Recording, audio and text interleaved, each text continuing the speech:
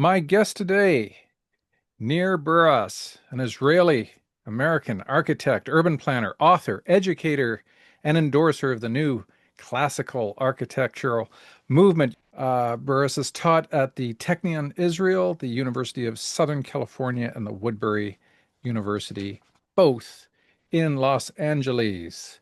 Welcome to the podcast, sir. Thank you so much for having me. So tell us, how did you get an interest in architecture and urban planning? Is that something you decide when you're very, very young, or is this something you kind of fell into? It's a good question. It never crossed my mind really to think about my future as a kid. I think my parents decided for me that it would be good for me because I seem to have an artistic and a scientific bent, Hmm. both. A well-rounded person is what they wanted, I think, to have me be. So, like a good young guy, I pleased my parents and went to school.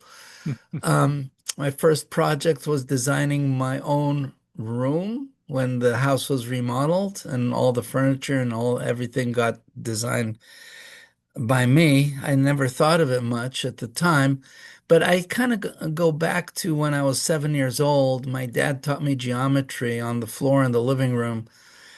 And I think that's where that was the formative moment, likely. Hmm. Since then, I remember just before going to school, I created this model with arches and columns of some fantasy structure that I thought was had some appeal to it, like a little place Right. that I might think was nice. And as soon as I got into school, I realized that that stuff was not on the agenda, not remotely on the agenda, and that we were doing all things very modernly. Hmm. And I was in the middle of the brutalist period. So my final project was the ugliest structure that I ever could imagine until then. And then to get my licensing in California, I literally drew an Israeli military building to be an office building somewhere in California because I knew that if it was going to look good, they wouldn't pass me.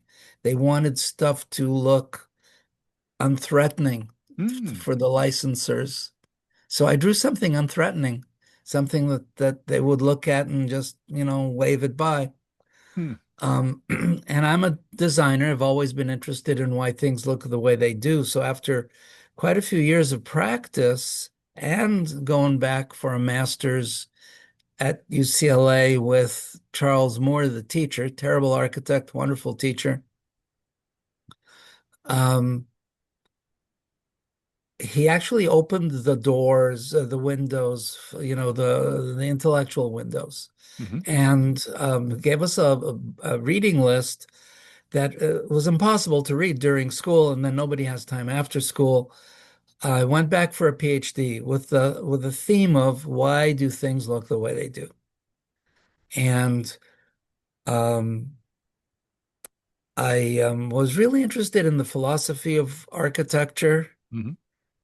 so I went to the bookstore in LA and asked for a book on the philosophy of architecture.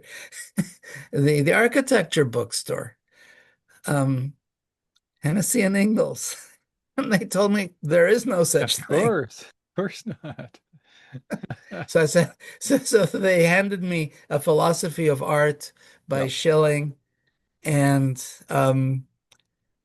I realized after a little bit of reading there really was no philosophy in modernist architecture at all. It has no philosophical base. A lot of, very well-intended desires, Hmm. but the more I read, I realized that they were all 19th century romantic notions that had been regurgitated multiple times into the forms of the trendy stuff that we see happening in modernist architecture.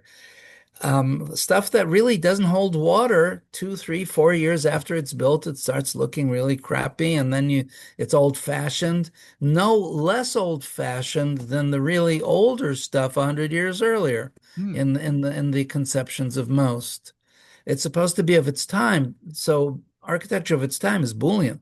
The moment that time is over, which was yesterday, it's no longer um, relevant. Right. Actually, it's built in obsolescence in the system, and I started thinking about all those things. I asked a naive question: what came before? Hmm. I discovered the classical method. Um, It had worked for several thousand years with very good results all around. A lot Hmm. of people used it and seemed to return to it. They would like move away from it, like during the medieval period, and then Right. they came back. And then you'd have, even during the 19th century, Hmm. you would have these oscillations between medieval, neo-medieval, and neoclassical. And these weren't, just fashion statements. These were people really thinking about what they were doing and building extraordinarily fine buildings. Hmm. Arguably, the largest number of most interesting buildings ever were built in the 19th century around the world. In the US, between 18 and Canada, 1880 and 1920, arguably the largest number of the best European style buildings ever built, all in relatively tight locations. Hmm. If you go down Wilshire Boulevard in LA, you could see 100 different styles of buildings built better than the original. Wow. It was it was a thing. Hmm. Um, Maybe I'm exaggerating, but you get the idea. Yeah. If you know what to look for, you'll see it. And with when you say classic architecture, for the average person on the street, what time period and what geographic region are you referring to? Well, the classical, first of all, is a method. It's a method. Lowercase lowercase classical is a method. Lowercase classic is simply the best of its sort, like a classic car, a classic Hmm. Coke, or a classic Blazer. Classical with a capital C is a period, is a name. It's a name of a period or a style, and every single culture in the world has its classical period. The classical architecture of the Western world was formalized by the Greeks and Romans from around 500 BC all the way to the end of the Roman Empire, but it continued. It provided the basis for all the medieval, Byzantine, Islamic architecture Hmm. of the Persian architecture. The architecture of India relate very strongly to it. They might not be the exact same forms, but it is the same elements, And did they and they're emerge done in different independently? way. Did they Sorry? emerge? Did they emerge independently? What was happening in Persia? What was happening in India? Did they develop their own style, or There was was there a any lot of influence? communication all the way, all the time. Ah. Around the Mediterranean and through the Silk routes Hmm. and spice routes, there was communication probably since about 5000 BC, certainly by 2500 when we had cities being built. I was at a leading architectural conference this last weekend. Somebody was showing the Roman house, and somebody pipes up from the audience and says it's Mesopotamian, and that's Hmm. true. The original house with the courtyard and the rooms around it and the seasonal living and all that stuff, that was Mesopotamian. It came before the Roman Right. by 1,000 years or 2,000 years. But basically, what happens is you're talking here about what people do. Hmm. So when people have um, too much extra time or resources, they build huge piles of stone, like the Egyptians and like the Mesoamericans. It seems to be a commonality. The single most human mark on the planet is a straight line. If you're in the desert and you see a straight line of stone, it's likely, I'm talking about the African, Asian deserts. Hmm. It's probably a Neolithic burial site. The right angle emerged with matrimony, inheritance, and agriculture. And packing square rectangular rooms is the single most efficient way to inhabit space for humans. Mm. And the round structures that we see in some cultures, they're all nomadic cultures or semi-nomadic, where danger is all around always. Right, right, right, right. Okay. So we're looking at stuff that is half, that's what humans do. Mm. And half of it is developments that are, I wouldn't say so much cultural. Yeah, it is, it happened different in different places, but Right. it is the degree of attention, the level of attention that is given to things by the folks involved. And the Greeks around 400 BC, 500 BC, right around when a writing was being introduced, um, already understood the idea of the unity of truth, goodness, and beauty. And they had a chance when they were building the Parthenon to experiment with that, to build the single most beautiful thing they could at the time. And the story is that everybody participated in creating it, in helping with that aesthetic judgment from the lowliest mortar carrier to the ultimate artist, Phidias, and so Hmm. on site, Iktinos and Kallikrates, the architects, and so on. And we know these people by name still. We know by name the architect of Solomon's Temple. Mm. We know by name the builder of the Great Pyramid. These are people who really helped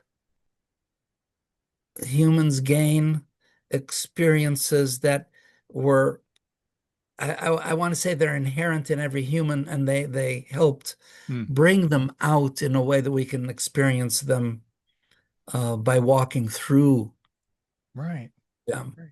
It's really interesting you mentioned the roundness with the nomads, but the 90-degree intersection and square walls. Have you been to New Mexico? Have you seen the Pueblan establishments that existed? Oh, yes, yes, I'm very familiar. That's amazing.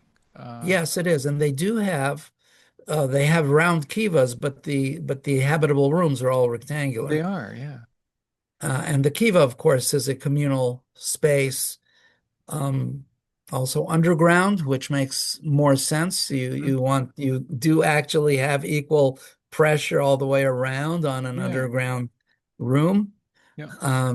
Yeah, and Pueblo Bonito actually is shaped. The whole community is shaped in a kind of a what we think is a response to solar exposure. Yes. Uh, Yeah, it's out in the uh, middle of nowhere, right? Like it's far well, away. right now it's the middle of nowhere, but it was the middle of their world It was, yeah. in those days, and we don't know where they disappeared to. That's right.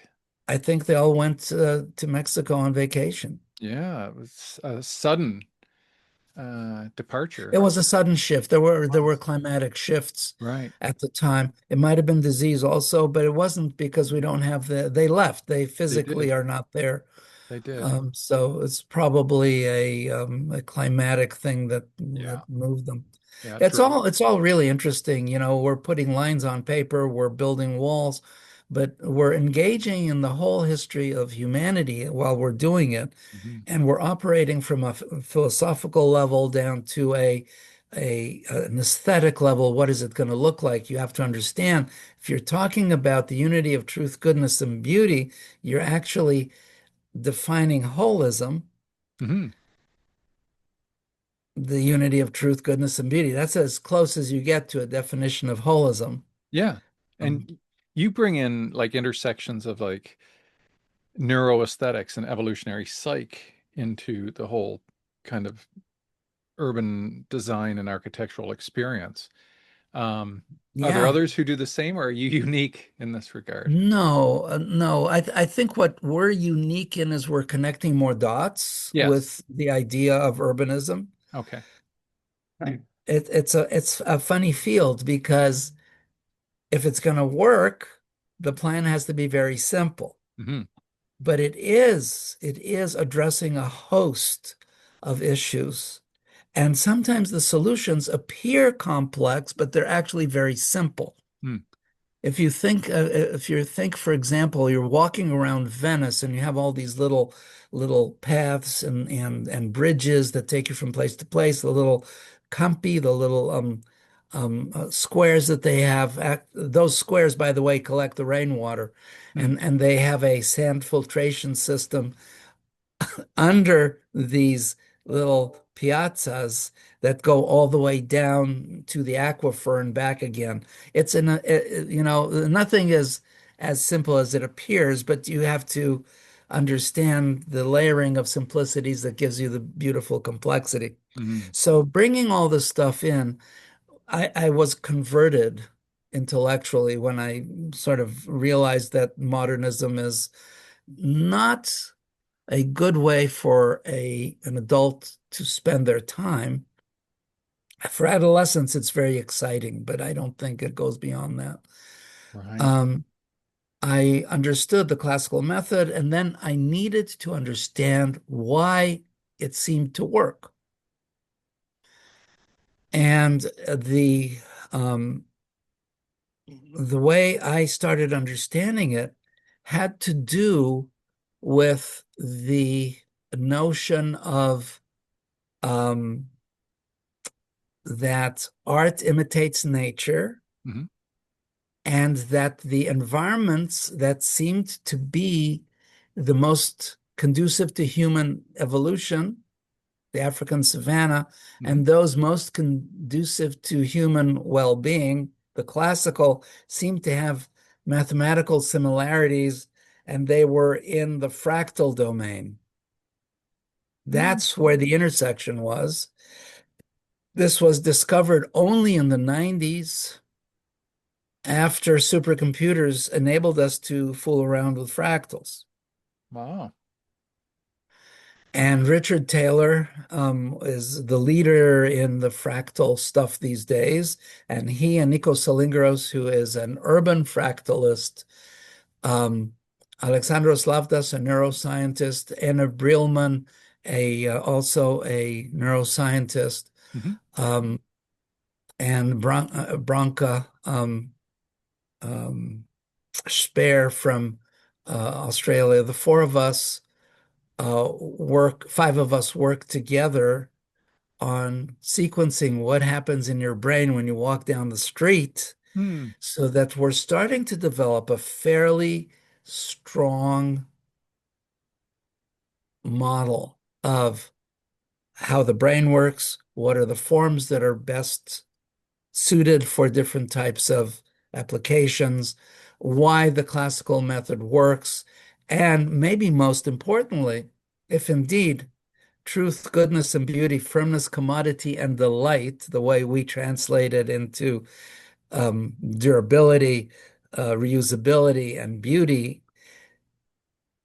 it's very easy to measure beauty, it turns out, because the pre-attentive aesthetic experience is 90% common to most people, to Hmm. all people, 90%. It's we can predict things better than medical outcomes can be predicted. Hmm. So once we understood this tool, it was discovered by Professor Samir Zeki at UCL back in 2004, Hmm. and we were applying it in the office already in 2010 and consistently since then. People tend to look at our work and appreciate it very quickly, but it's because we have designed it for them to appreciate it. It's very important to have that. We haven't lost anything, but we're not using the the classical method knowledge base Hmm. today at great cost to humanity. Unbelievable cost. Right now, modernist construction is costing is creating about 40% of global warming. Actually 44%. Go How, do the numbers. and The how the so? Like concrete just by radiation, concrete, concrete? Yeah, concrete, steel. yeah, Then you have the whole business of the industrialization. It takes huge amounts of energy. true. It's not laying bricks anymore. It's actually a lot more cost effective, regardless of the price, to Hmm. pay people to lay low temperature bricks versus high temperature concrete. Hmm. You don't need all that steel wherever you're going. It's just something that, it's an issue. Hmm.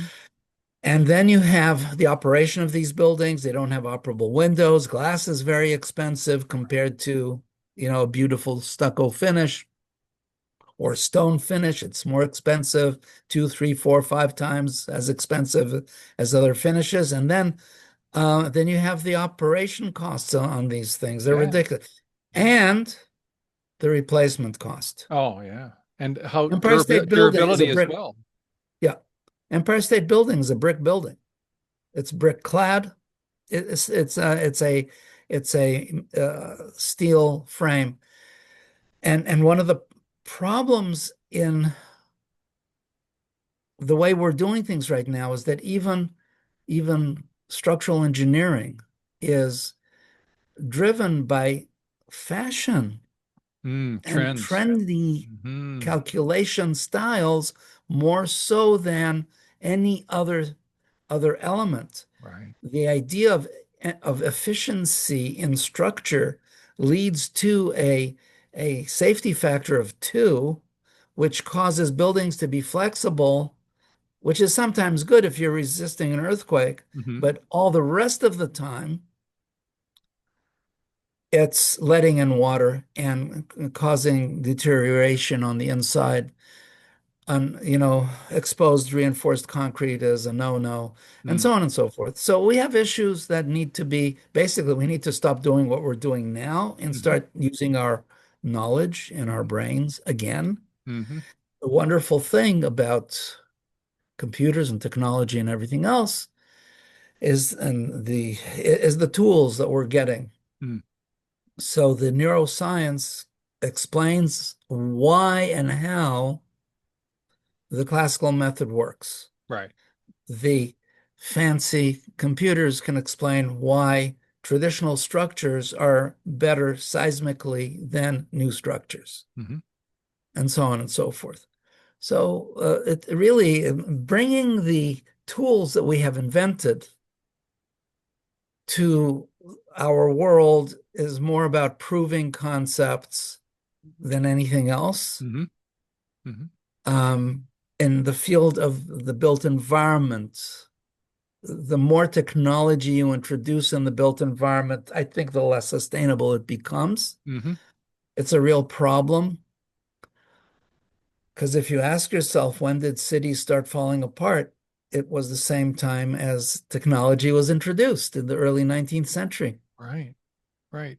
Now, given what's happening today with the speed at which artificial intelligence is developing, do you see a way in which we can use AI to help in the development of better urban planning?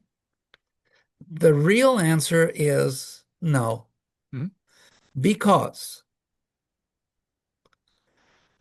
we've done it. We've fooled around with these things. And I'll share with you some. We're working on a project that has about 3,500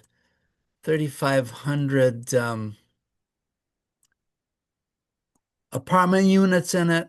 Hmm. I May I share my screen, Of please? course. And we threw our request for a neighborhood into whatever AI. I didn't do it personally. We have an AI person on the team, Hmm. and this is what we got.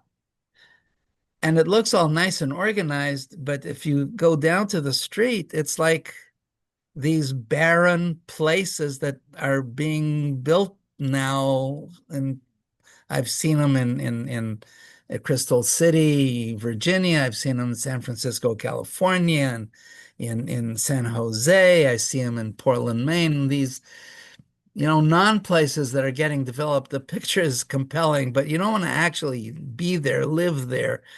It's actually a very high stress neighborhood, Mm. what you have there. So then we said, okay, we want to see this done with a traditional form, and this is something that came out of that experiment.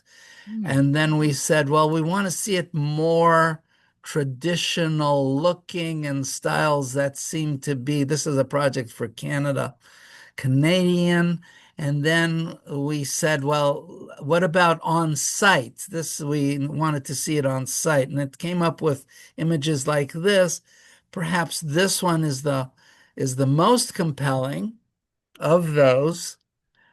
Um, and that and then we set it aside. We did not show the client, Hmm. but just to get there took a huge amount of architectural historical knowledge, his cultural knowledge, stylistic knowledge, construction knowledge, because every one of those images are completely hallucinatory.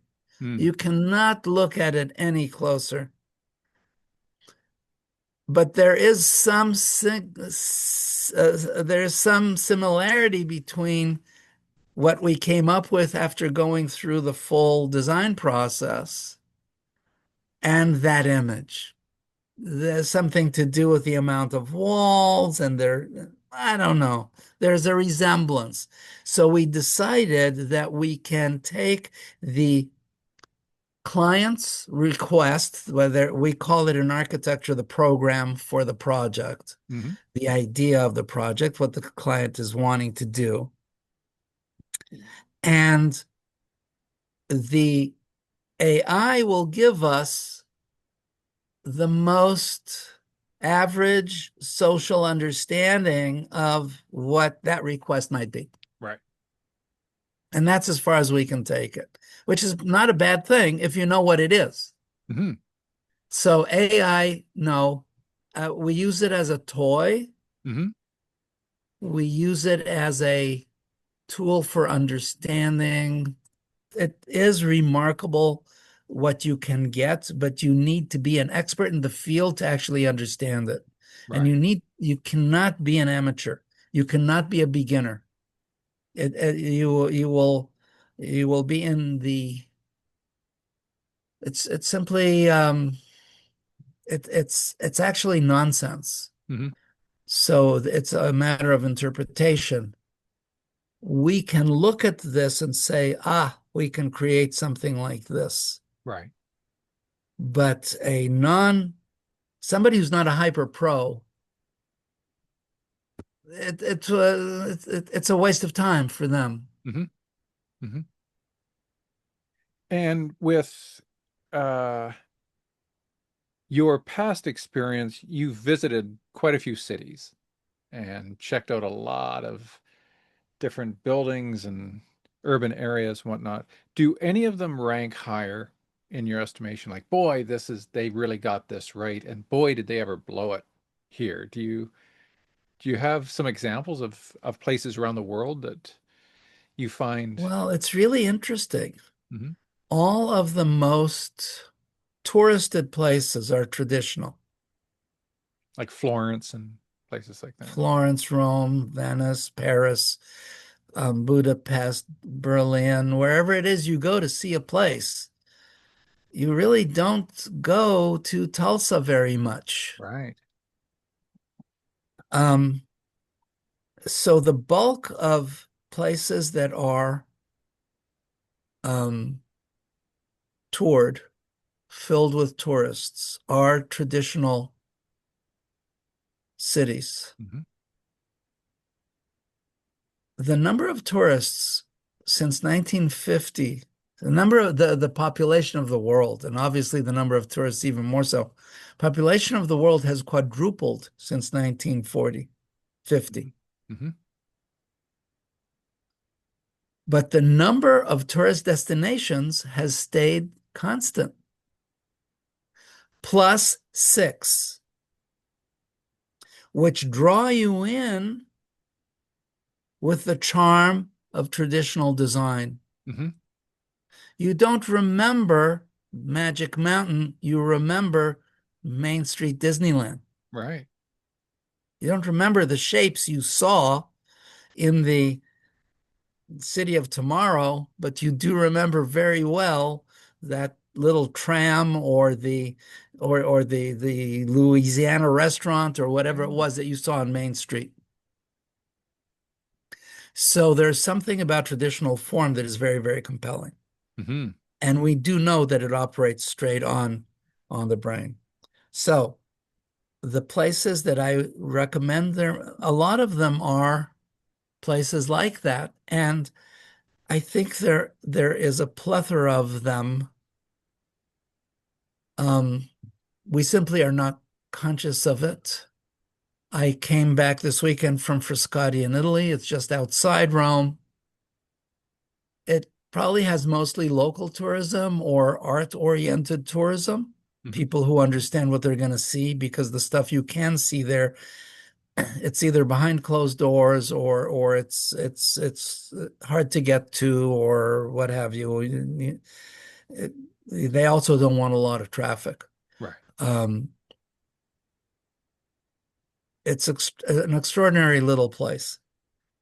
Venice, Italy, I was really sad to leave. I cried the last two times I left. I think that place touches my heart the most. Um, I really love all these, Paris. It's a wonderful city. Just walk around. You don't need to do anything. You don't need to go run after the Mona Lisa. You can actually just walk around and enjoy yourself, seeing things, opening your eyes, and taking your time. London is wonderful to walk around in. Um, I like Kyoto and its environs a lot. I found Xi'an, Kyoto, Nara, and Jaipur interestingly calm. All of them are built on the nine square traditional Chinese plan. Hmm. I don't know why Jaipur is on that plan. It could be that the Indian book on how to build cities, every culture has a book on how to build cities. So the Western culture, we have Vitruvius, the Chinese have feng shui, the um, Indians have Vastu Shastra. But those cities were, they had a calmness to them. And yes, I saw 90 cities, 100 cities in 90 days.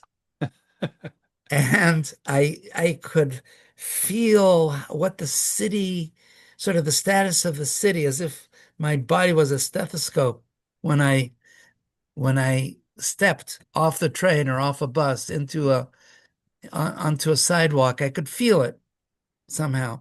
And then I spent a whole year in New York, um, really just working on the extension to Grand Central, and all that was underground work. So between visiting sites above it or being underground in the massive vaults there behind Grand Central and everything, Hmm. um, you get a sense of an intimacy with a place Yeah. that is um, it's fun. There's nothing quite like the real thing, stone, bricks, construction, Yeah. the site. It's always exciting, very exciting. For sure.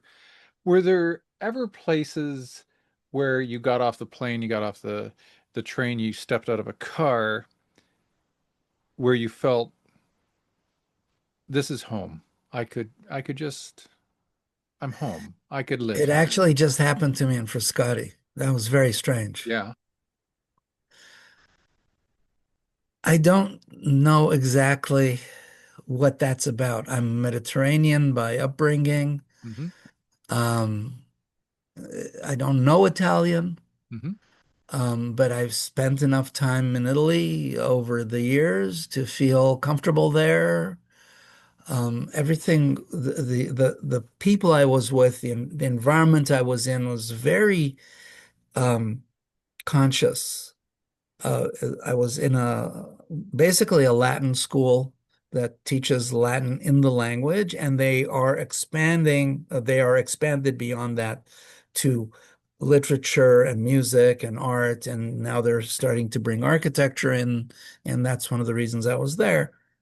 And the people are it's not about being intelligent. Obviously, they're intelligent, but they're really thinking people. They're very conscious about everything they do.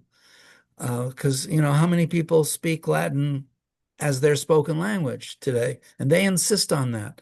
And it sounds quite nice, actually. And it's very interesting also the Latin that they speak among them, because they could choose a medieval Latin, an early Roman. They could teach some other 19th century German Latin, as spoken in the German schools. Um, or English Latin is chosen in the English schools. One of the great orators in Rome was Julius Caesar, Mm. and they chose the Julian style of Latin to speak in. So there's something to be um, cared for with regard to that. And it's a little more flowery, but they're Hmm. Italian, so you expect that to be the case. I felt at home. I felt very much at home. I didn't have to think. Right. I wasn't challenged by ugliness. I Hmm. wasn't challenged by function. I wasn't challenged by, I was, everything seemed to be right. Hmm.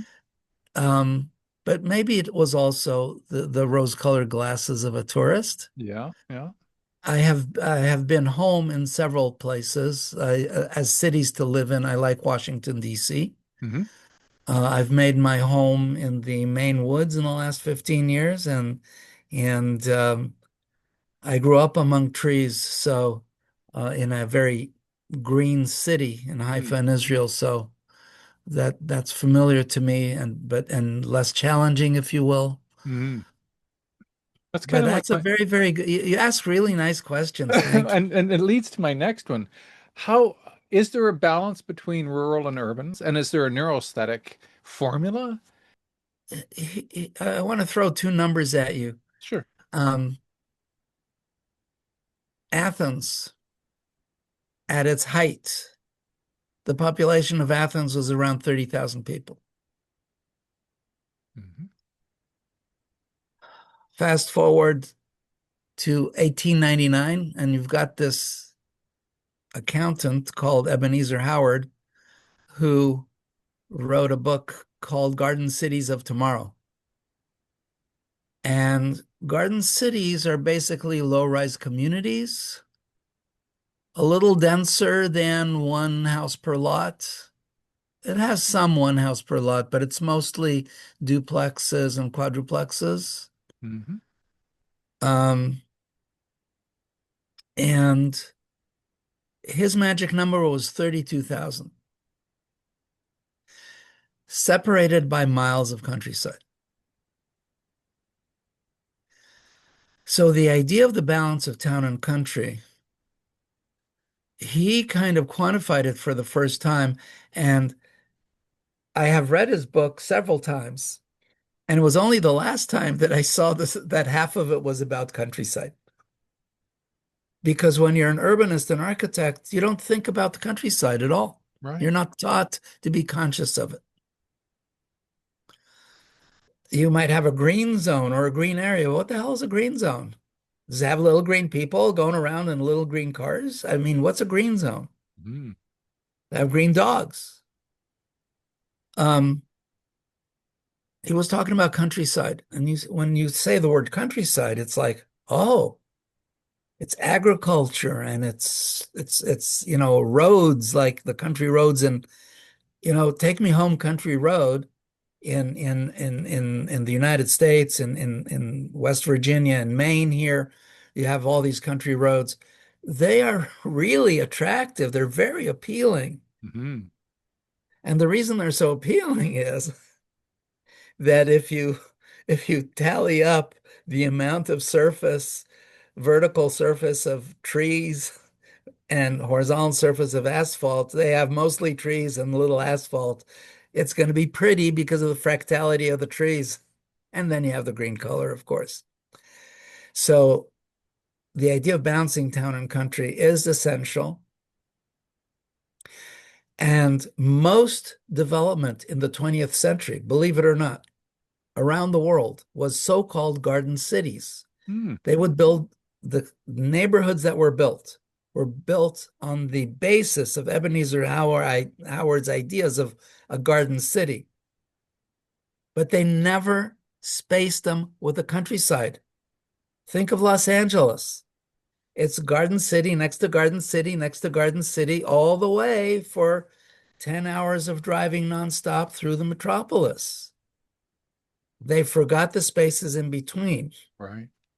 And for those listening from LA, when you drive down Wilshire Boulevard and go through um, the Beverly Hills Country Club, it's a break.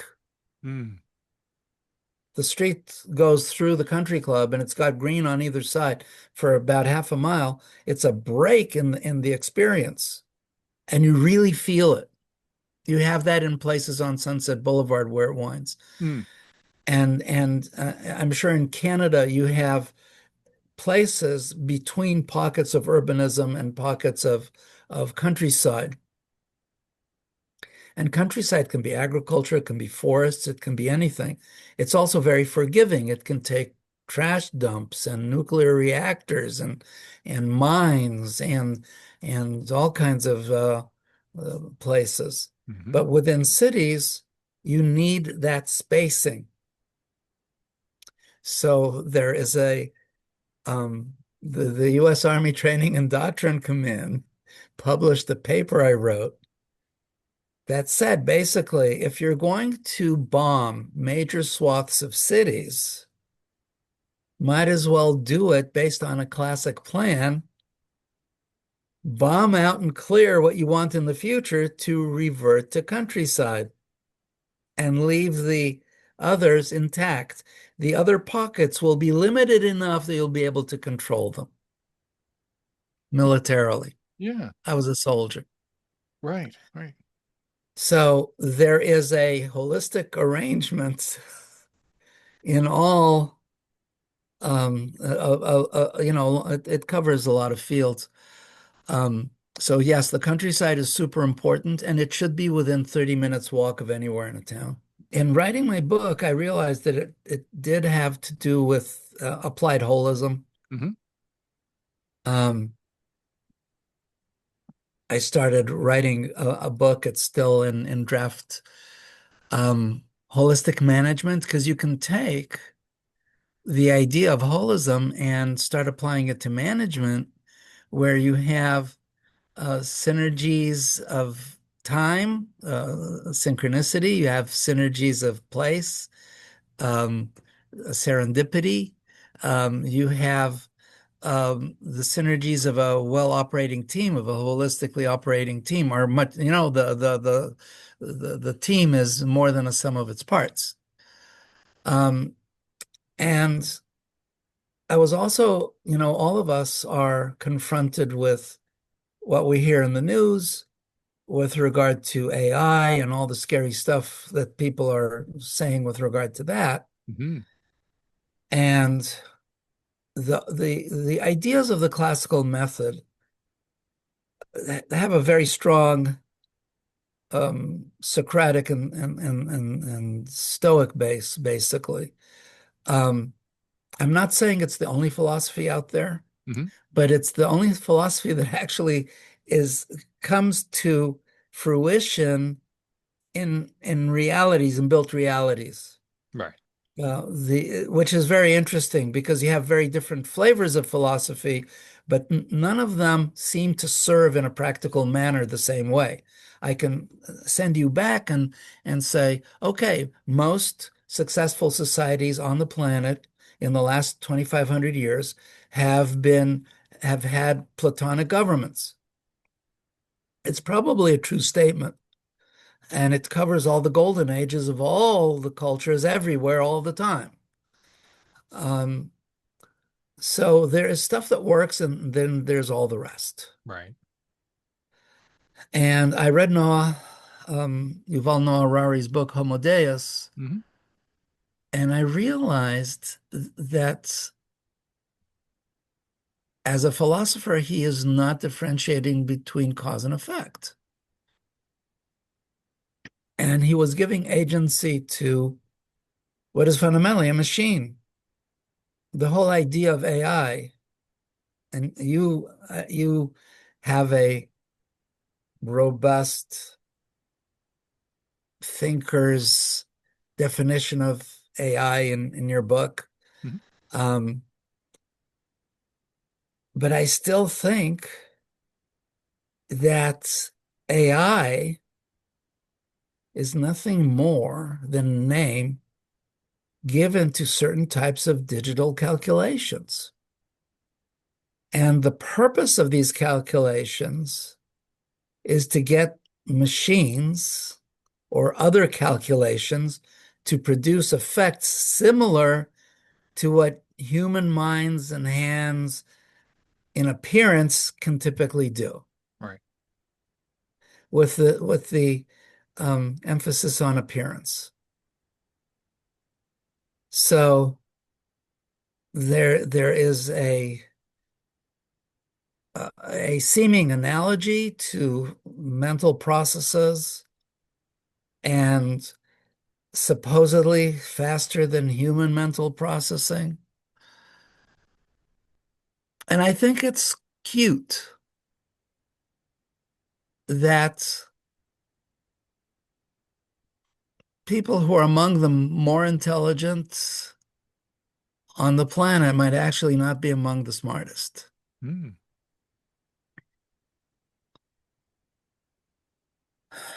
Because what's happening is that we now have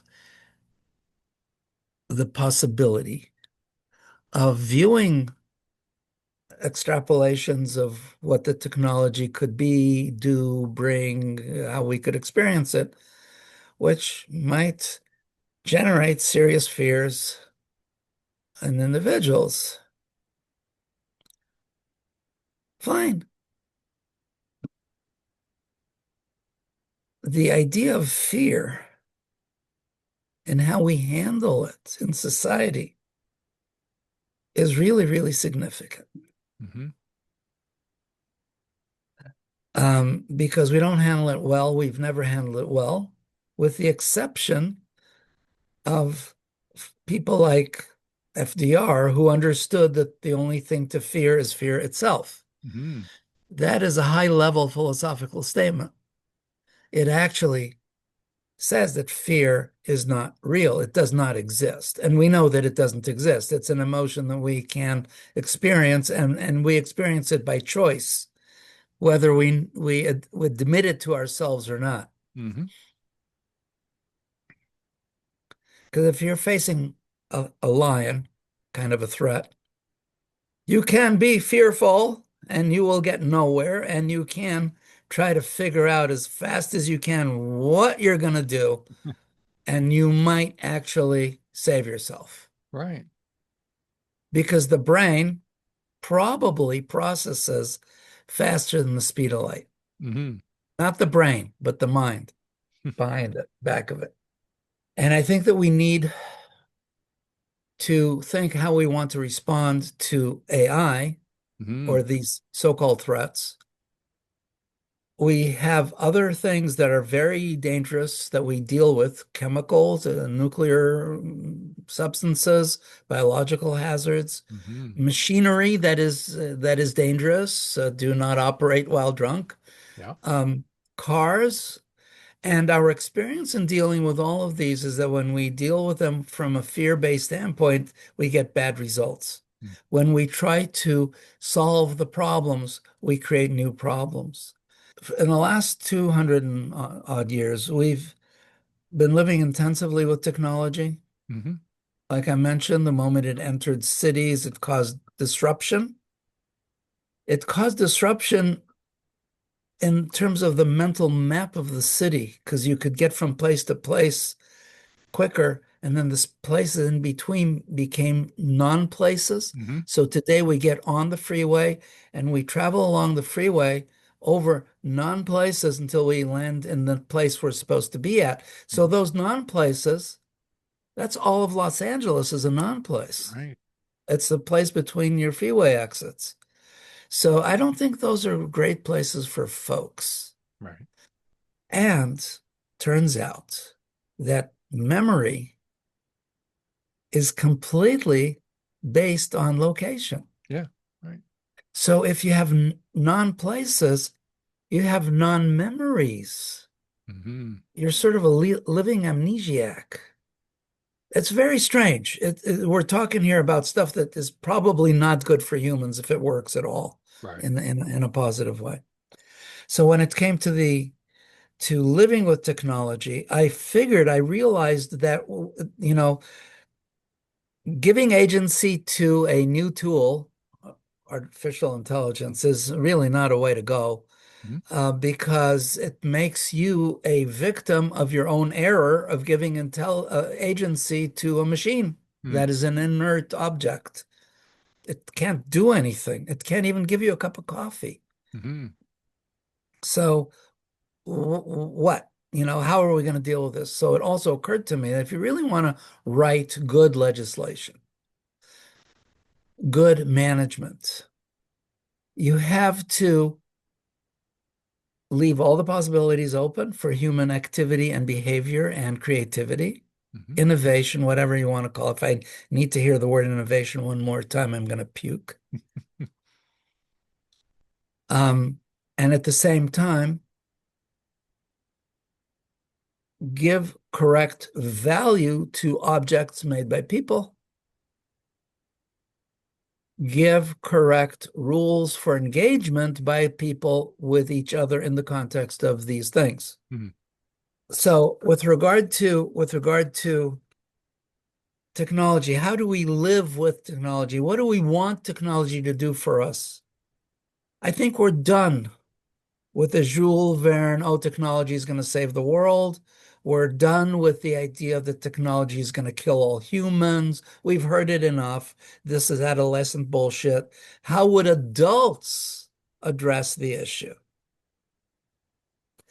So I came up with something which is called human machine rules. And so far, there are 10 of them. Well, we've got And 5 minutes, so let's see if we can get through some.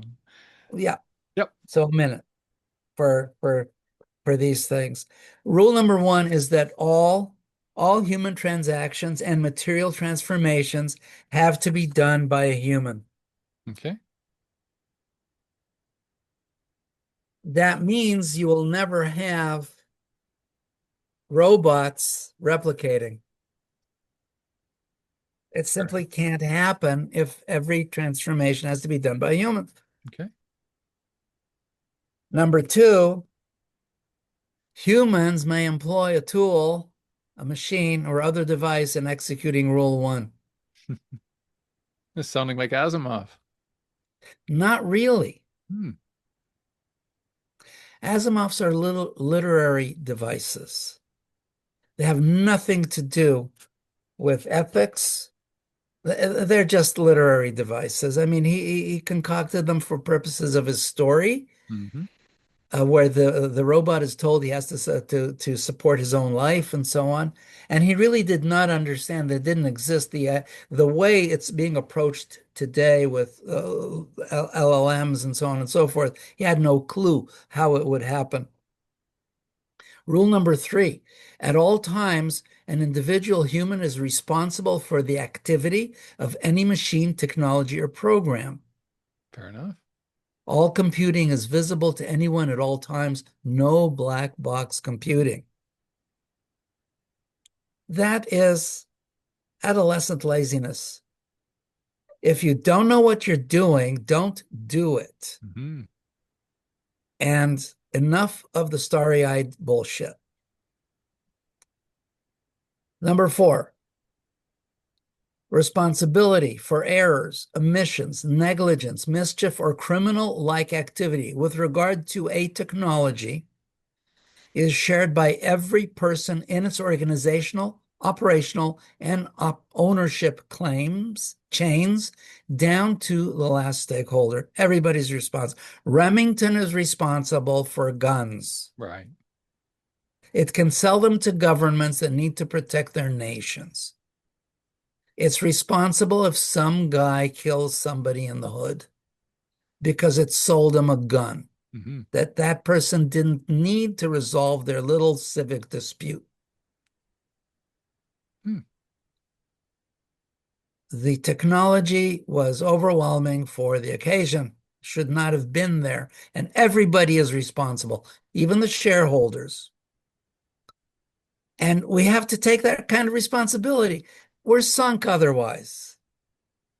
The idea that commerce would manage technology on behalf of society was really put into serious action by Prince Albert in the UK, who promoted trains and everything else. And it was always the people with extra cash who would invest in new technology. Hmm. Any person can shut off a machine at any time. Penalties apply to Right. inappropriate stopping. Right to repair.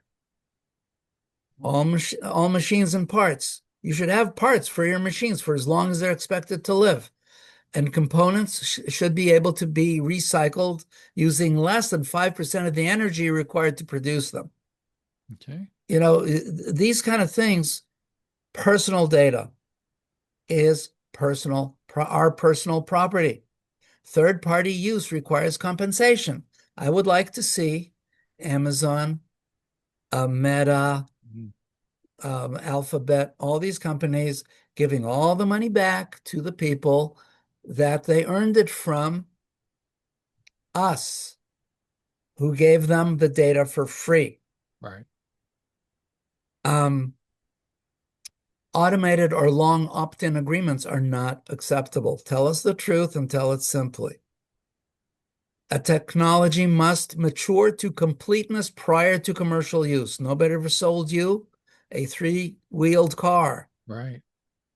for a car with three wheels. Minimum viable products are unacceptable. Consensus must emerge regarding a technology serving as an appropriate technology. AutoCAD is not a good program. There's something called PowerCAD, much better at 2D representation. SketchUp is much stronger than Rhino, and so on and so forth. Active technologies require periodic reassessment. That's all. Technology must mature. We have here along one parties replacing a technology. This is how we deal with technology moving forward. With another shall ensure that the technologies replaced are maintained in all their aspects, including but not limited to chain of materials, processes, and technologies supporting them. I think maintaining technologies is essential. This is knowledge. Technology is the knowledge of making. Hmm. No less than 100 persons, masters, worldwide, should continue in perpetuity to use, develop, produce, practice, and teach said technology, knowledge bases, areas of know-how, and skills. We should have people banging stones still, 100 people somewhere in the world knowing how to do that and continuing to develop it. Replacement components are made available for 200 years for machines and 500 years for buildings, including stone, metals, and wood for their repair. Good. Children before age 12 are informed of the existence of previously used technologies and exposed to them through museums, schooling, and demonstrations. And finally, I got this one this weekend. This guy with really long hair and a beard. He looks like Jesus Christ, a philosopher person who works in game design. He brought up the question of well, how do you enforce this? What are the penalties? Harm done to any individual's property, body, or experience requires compensation commensurate with the nature and extent of the damages wrought. So there's a dollar value on my personal data. Right. Um, Anyways, thank you for letting me share this. Well, This is a thank great you. moment in history. Absolutely. Ah, Nir, I want to take this time to thank you for taking time out of your busy schedule to talk to me. I really appreciate this, and I know our viewers and listeners will get a lot out of it. Thank you again for joining us today. Well, thank you for having me and asking some really interesting questions. Thank you.